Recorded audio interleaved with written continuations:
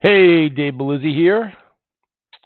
Hope everyone's getting better and better. A number of years ago, when I was studying with Mr. Jose Silva, he talked about the power of our thoughts, and it was a great talk, and it was also published in one of the books that he wrote. I wasn't able to find the book, so what I did is I decided to put it together in sort of this video slide. So here it goes. So the power of your thoughts. Well, the thoughts produce energy, and they call it electromagnetic energy. And it's an energy that works by attraction, kind of like a magnet. Now, you will attract and manifest what you think about. And the stronger the thought, the more the chances of manifestation increases. And you will attract the people or situations that will help to make the thought a reality. And the strength of the thought is fueled by desire, emotion, and repetition. And the more you think about something, the stronger the attraction and the more you attract it. So think about what you fear and worry about. How strong is the fear? How much do you worry about something? Hmm. Well, they can become self fulfilling prophecies because they're dominant thoughts, constant thoughts, repetitive thoughts, thoughts fueled by emotion. Now, fear and worry, as we talked about in the Simple Mindset Method modules 1 and 2, are negative thinking, thinking about what you don't want to happen. And on the other hand, what do you desire? How strong is the desire for that thing? Is the desire backed by belief and expectancy, the elements of faith? We should talk about in module, I think, 1 and 2 or 3 of the Simple Mindset Method correspondence course. So how do you increase your desire? We came up with something called the motivation technique. The three of us came up with this technique. Mr. Silver came up with it.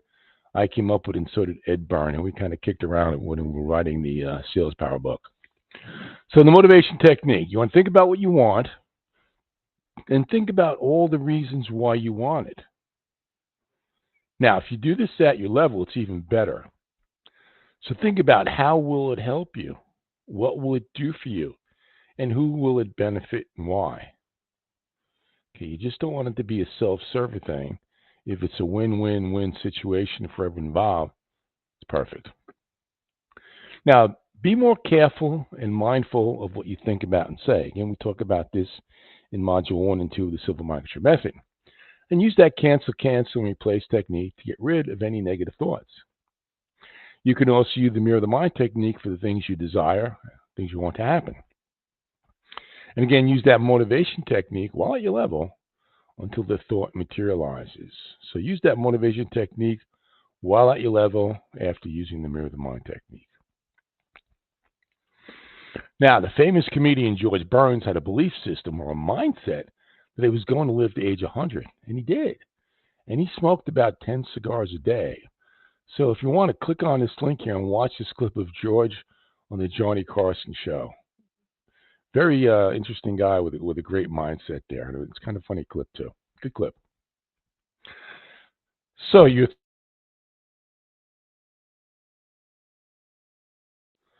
past was the manifestation of the thoughts you had.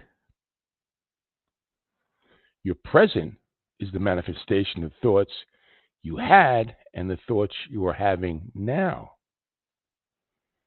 And your future will be the manifestation of the thoughts you have now and will have. Let that settle in. Now, we call on God or Jesus or Allah or a higher power or saints or whatever to help us, heal us, help others, and heal others. That's a lot of people calling on this higher power. But what if we were given the power to help ourselves, heal ourselves, help others, and heal others? So Jose Silva believes we were given this power, and some know how to use it, some don't, and some need to learn how to use it. And that's what the Silva Mind Control Method does, and that's what it's all about, what we're training people to do. So Jose Silva tells us to use the techniques in the course backed by faith. That's that belief, desire, and expectancy. And if we get no results or some feedback after a certain amount of time, then we can call on our higher power. So humans, Mr. Silva believes, and I also believe it too, that humans have special powers, and we are kind of like mini gods to help solve problems on planet Earth. We don't need to keep on calling on God to solve these problems. He gave us the power to kind of solve the problems on our own. And if we're using all the powers and techniques that we have and we're still going to get results, then he kind of said to us, all right, give me a call.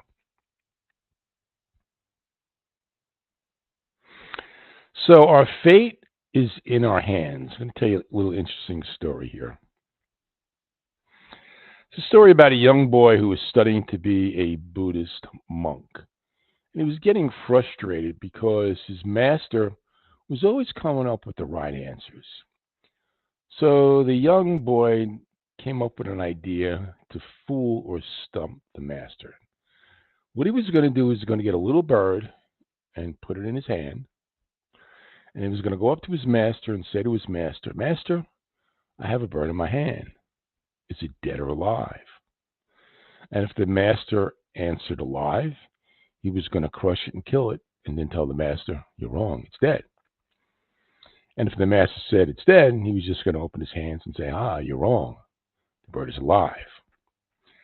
So he walked into the room where his master was, and he says, Master, I have a question for you. He says, in my hands is a bird. Is it dead or alive? So the master looked at the boy, kind of smiled a little. He said, my son, the fate of the bird is in your hands. So continue to get better and better and use the power that you were given. Take care.